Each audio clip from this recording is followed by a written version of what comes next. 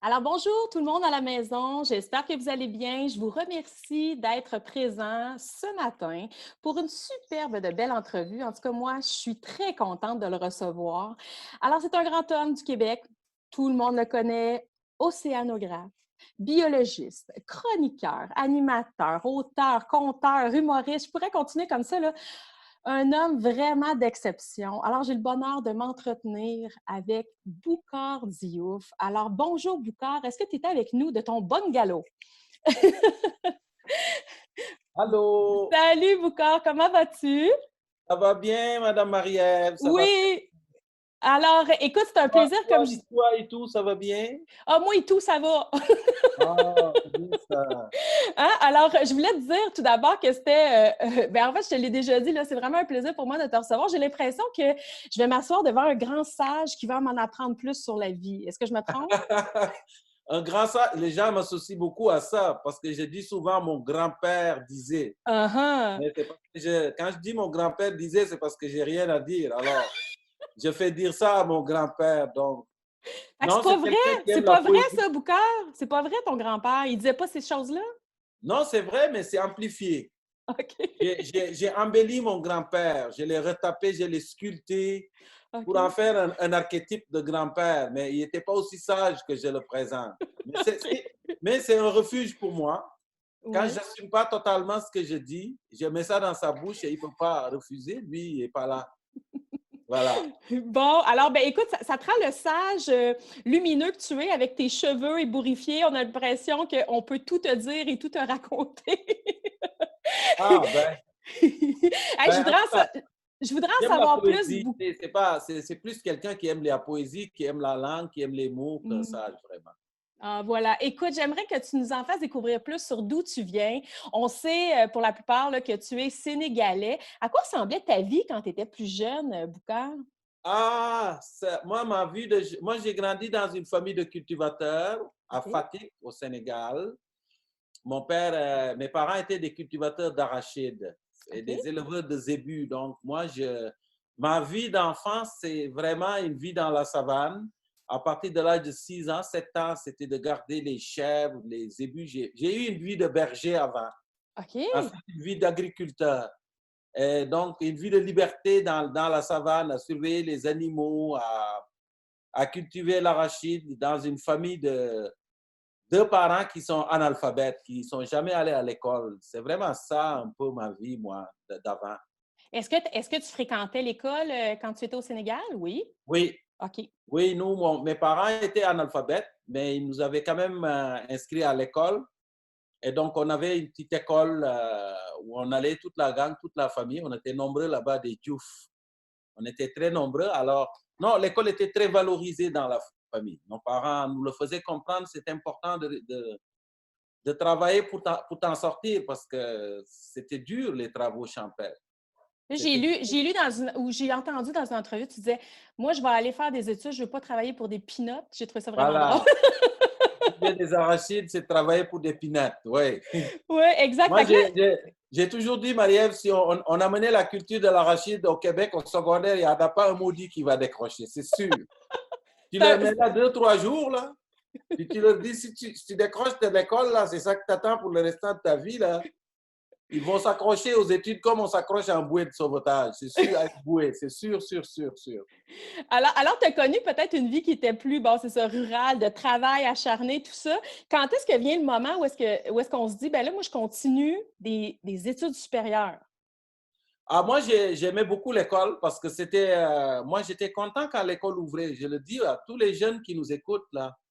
Parce que des fois, quand je les écoute, des fois, quand on dit l'école va ouvrir, là, il y en a qui font Mmh. l'école, là. Comment, toi, tu fais pas ça, je dis, toi et Anthony non plus. Mais nous, quand on disait l'école ouvre, on était content. On était content parce que c'était de la petite bière comparé à ce qu'on endurait comme travail, Mmh. comme job dans les champs d'arachide. Et donc, on était très, très content quand l'école ouvrait. Donc, et puis, moi, j'ai été quelqu'un qui avait quand même un peu de facilité, mais je travaillais beaucoup à l'école parce que à partir du moment où j'étais conscient que les études représentaient le tremplin qui allait m'éviter de devenir cultivateur d'arachide, je me suis accroché dessus. Et comme j'avais de la facilité, ben là, j'ai réussi à avoir un bac, puis je suis allé à l'université de Dakar. C'est là que j'ai fait mes études. Et c'est en quoi tu t'es, lancé, hein? Parce qu'il y avait aussi je pense, un intérêt pour le monde animalier, la biologie, ces choses-là. C'est en biologie directement au Dakar que tu Oui, as commencé? OK. oui, puis c'était peut-être une solution de paresse parce que moi, je voyais une continuité entre les études en biologie et ce que je faisais avant. Donc, ma OK. vie avant, c'était les végétaux, l'agriculture, la terre, les animaux.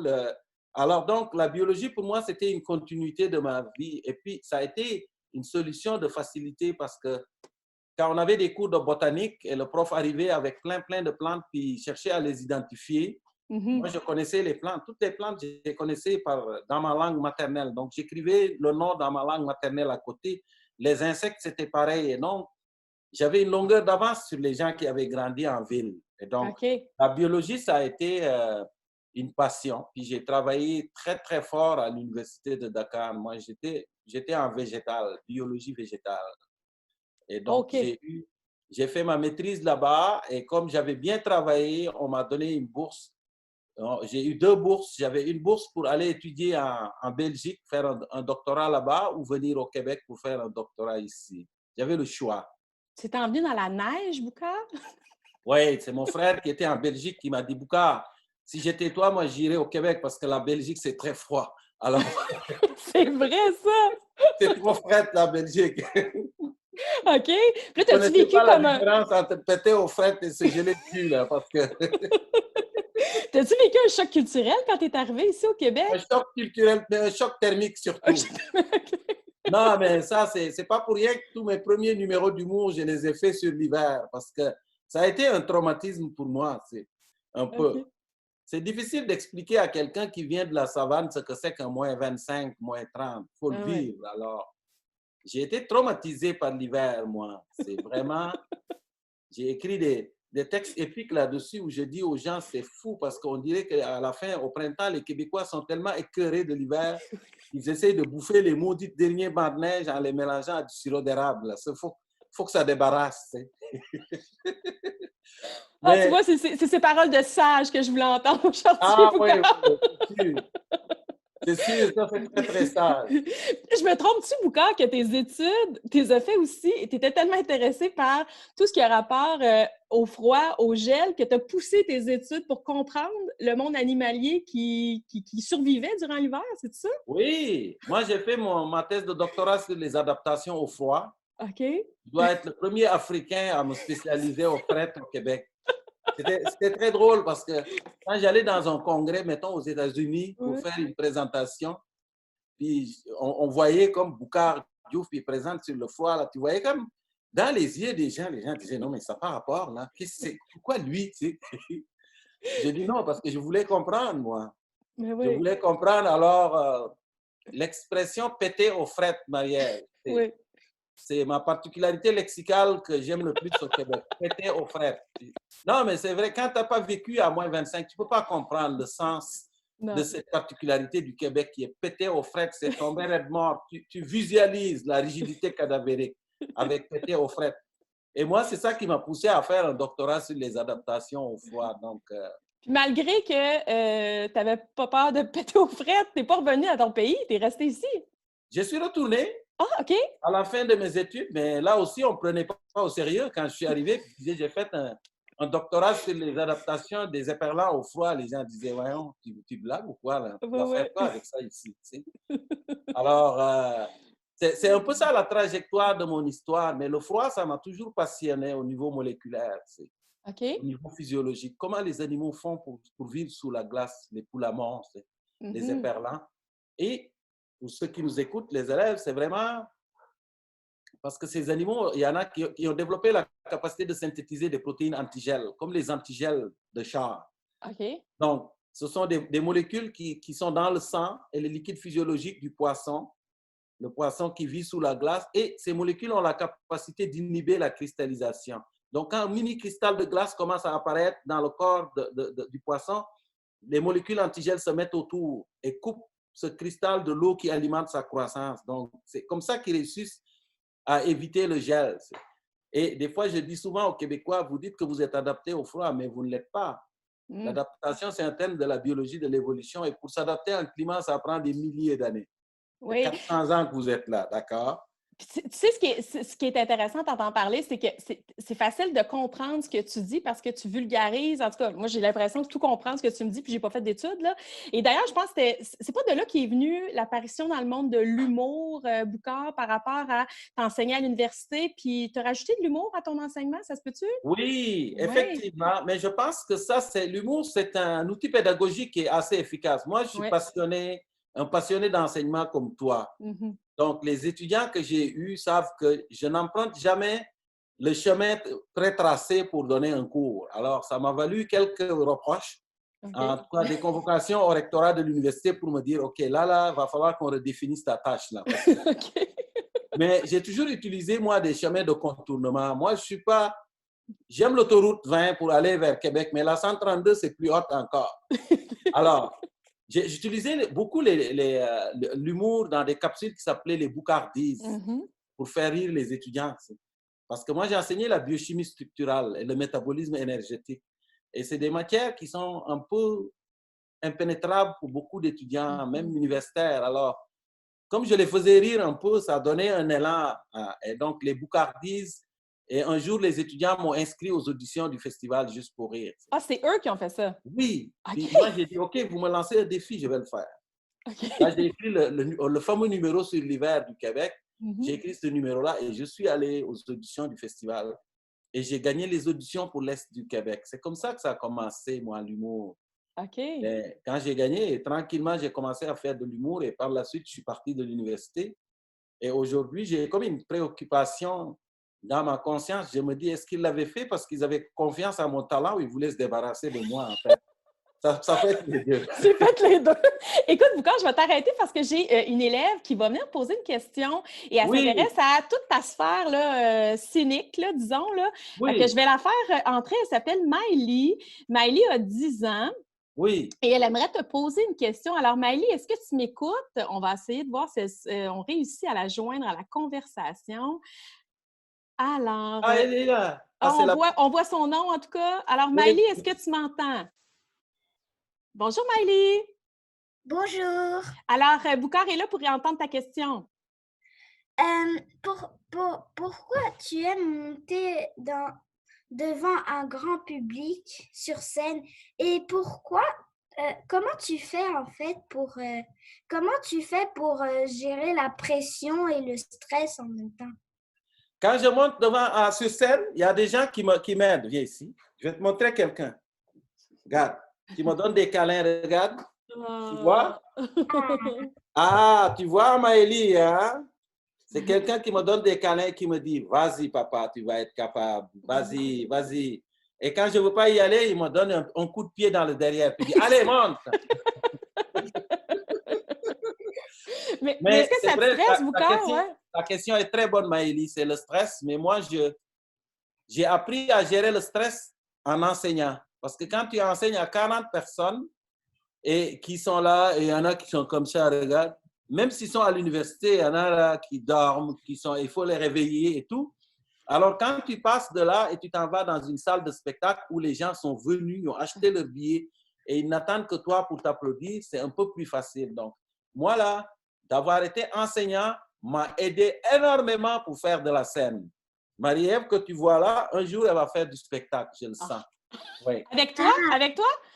Mais je le sens que tu as le potentiel pour faire du spectacle. Oui. Ah ben, écoute, j'espère que ça répond à ta question, Maëlie. Merci d'avoir été avec nous. Salut Maëlie. Ok, Bye bye. merci. Bye bye. Alors, Boucar, j'ai une autre question dans le même lien parce que hein, j'invite les jeunes qui nous écoutent ou moins jeunes à poser leurs questions parce qu'on est en Facebook Live. Alors, il y a une question et là, je suis de ma maison, fait que là, j'ai mon petit téléphone. En fait, c'est Rosalie, 12 ans, de Terrebonne, qui te demande quel est ton meilleur public, que ça soit ta tranche d'âge, que ça soit l'endroit où est-ce que tu fais tes spectacles. Quel est ton meilleur public? Mais mon public, moi, ça variait beaucoup. Mon public était beaucoup constitué de personnes âgées, beaucoup. OK. Quand j'ai commencé à faire du spectacle, comme je disais tout le temps, mon grand-père disait, j'ai raconté des histoires sur les personnes âgées, puis l'importance de les écouter, puis de s'approprier un peu leur sagesse et tout. Donc, Et comme j'ai travaillé aussi à des kiwis et des hommes qui étaient beaucoup écoutés par des retraités, donc mon Et par public, moi, et par moi. oui, par toi aussi, mais c'est des exceptions. Mais c'était beaucoup des personnes âgées, moi, mon public. Maintenant, c'est différent. Ouais. Maintenant, ça s'est mélangé. Depuis que je commence à faire des projets plus de vulgarisation scientifique à la télé, donc j'ai beaucoup de jeunes quand même qui arrivent. Mais les plus jeunes, primaires, secondaires, j'en ai pas vraiment dans mes salles. À moins que les parents les forcent à venir voir mon spectacle. Mais mon public est vraiment de âge, 70 ans, 80, 50, 40. OK, mais là, tu sais Ouais. que tu viens de t'approprier un nouveau public là, ce matin. Là. Je ne sais pas si tu le sais. Ah, ben, je Ah l'espère. ben oui, là, tu n'auras pas le choix, là. Je l'espère, ben oui. Écoute, j'ai envie d'en découvrir un petit peu plus. Tu parles de personnes âgées, puis je vais Oui, profiter de ta présence pour, hein, étant donné que tu dis toujours, comme disait mon grand-père, tout ça, là, puis tu me parles du public âgé, j'aimerais savoir comment toi, tu perçois la place qu'on donne aux personnes âgées en ce moment dans notre société ici au Québec. Ça a-t-il une différence avec, disons, peut-être les aînés qui au Sénégal, disons, autour de toi, là?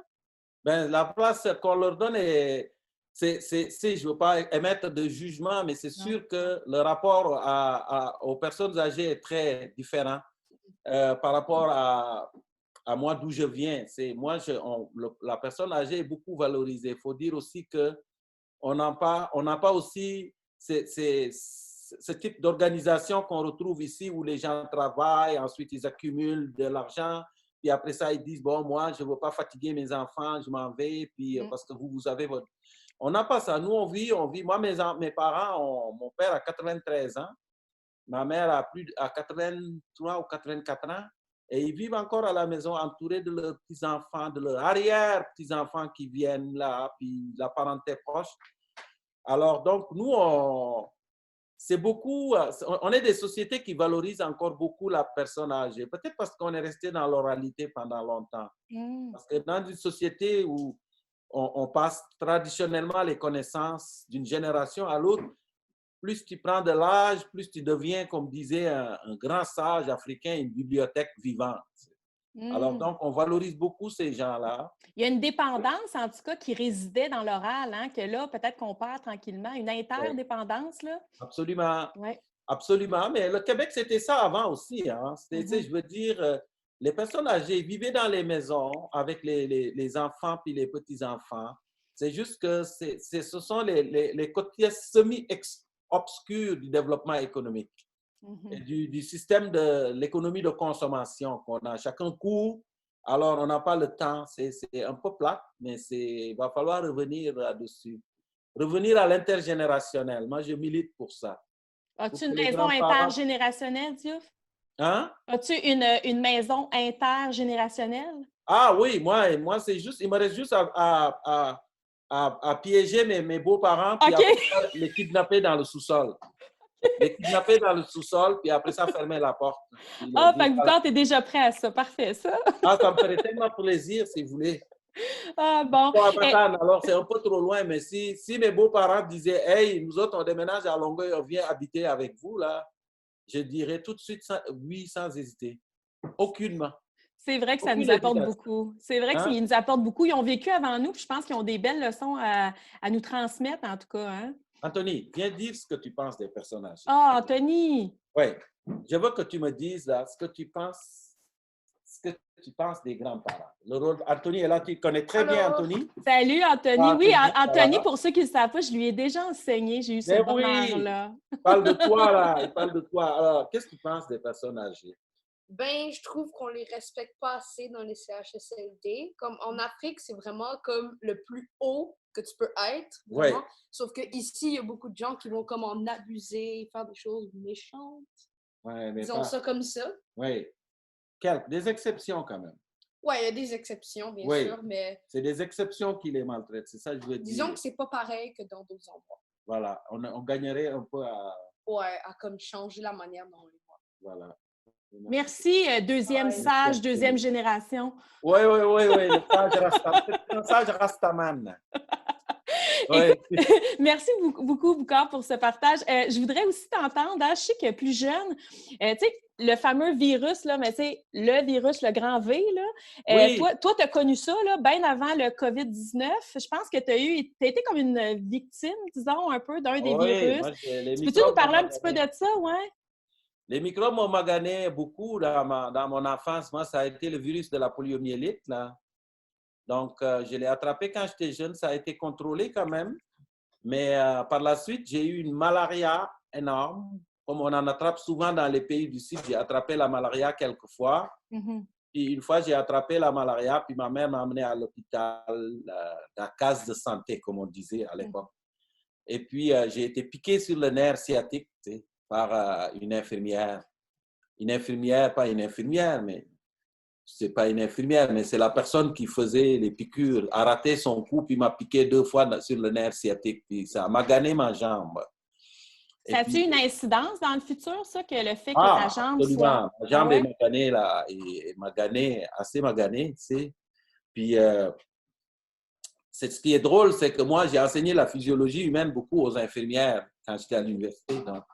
Et à chaque fois que je donnais un examen aux infirmières qui étaient au baccalauréat en sciences infirmières, je leur donnais toujours, il y avait une question qui revenait tout le temps. Pourquoi il faut éviter de piquer sur le nerf sciatique physiologiquement? C'est une question qui revenait à chaque fois. J'imagine, hein? Oui, oui, oui.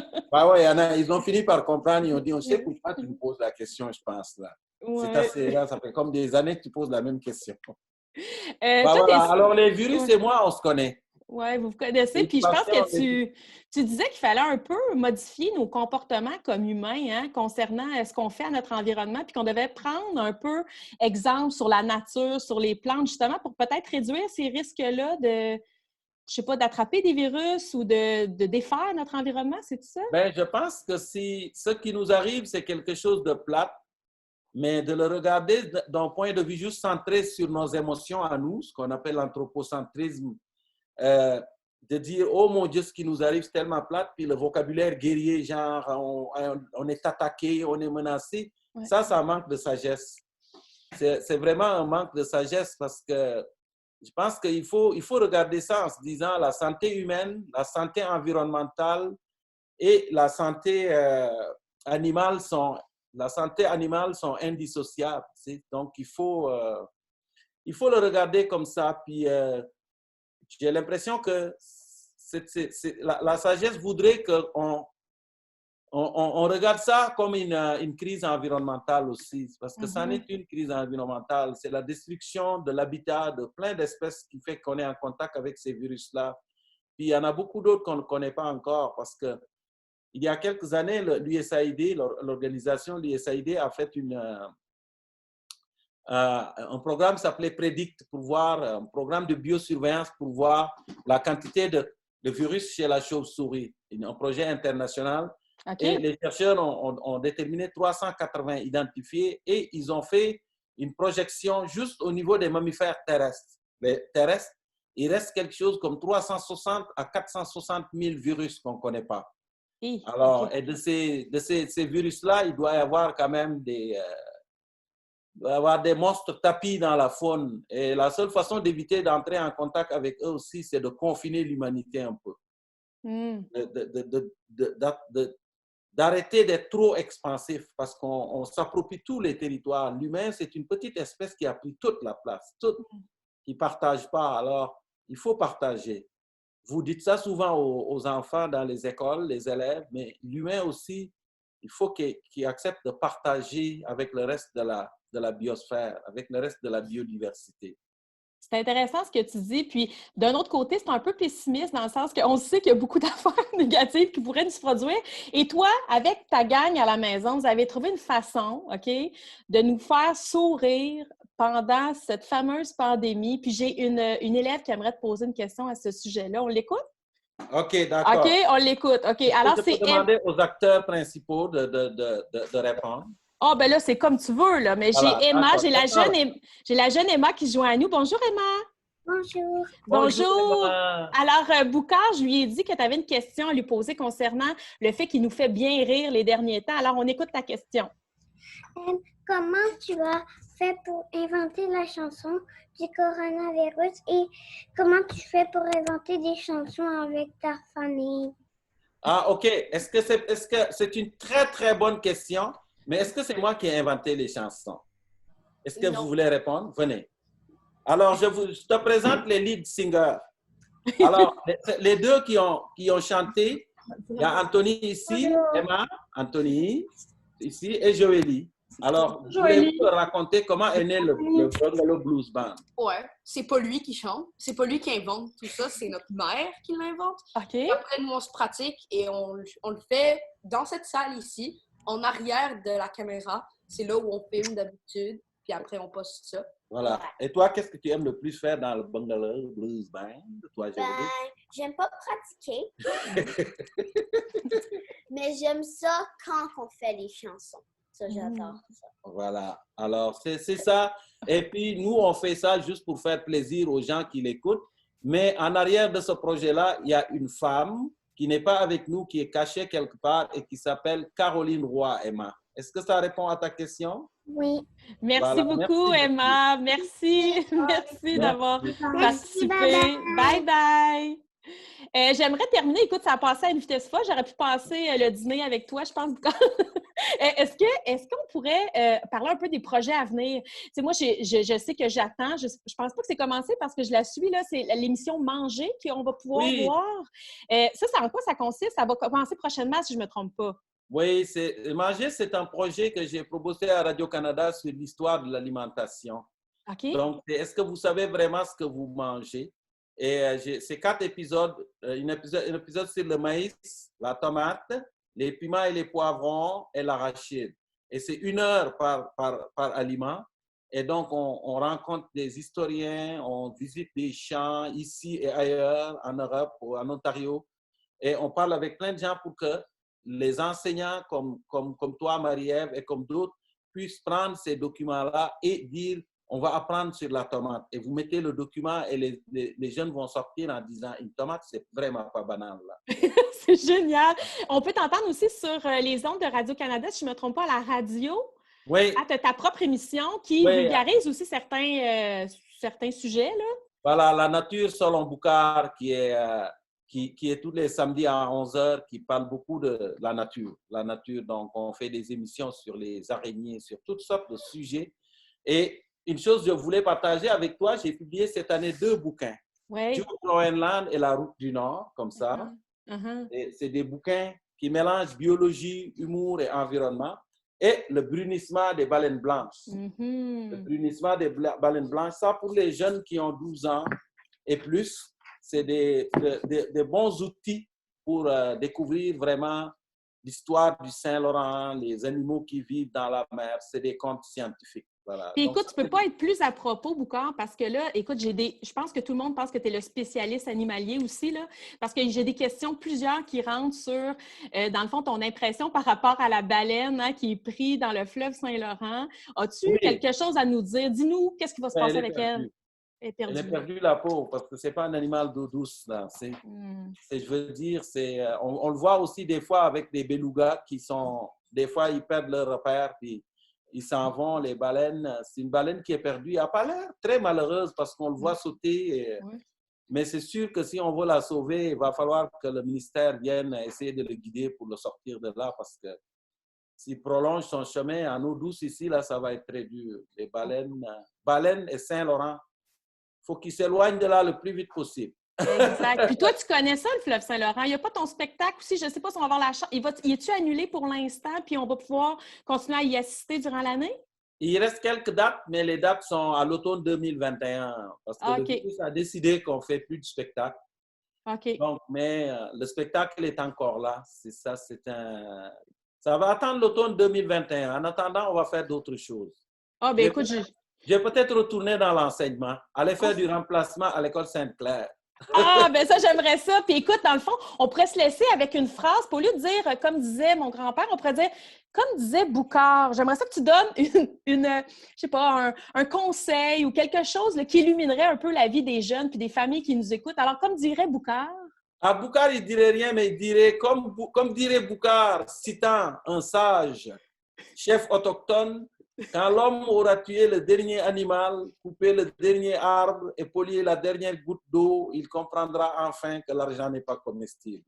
Oh, c'est magnifique! Voilà, très Hey, beau. Ça. ben oui, merci pour cette belle entrevue. On se laisse déjà, puis on va continuer à te suivre bien au-delà de en fait, bien au-delà de tes chansons du Bungalow. Tu as plein de Et je projets veux à montrer venir. l'auteur. Viens, Caro, il faut qu'on montre Ah la oui, face. on pourrait dire un petit Non, juste coucou à l'auteur. l'auteur. Faut qu'on voit un peu la face. C'est elle qui compose les chansons. Voilà, mais juste la face. Caroline Roy. Merci, Caroline, pour ces... C'est pour ça que je me cache. Voilà. C'est Merci l'orchestre. Bye beaucoup. bye, Vous êtes Marie-Ève. adorable. Bye bye.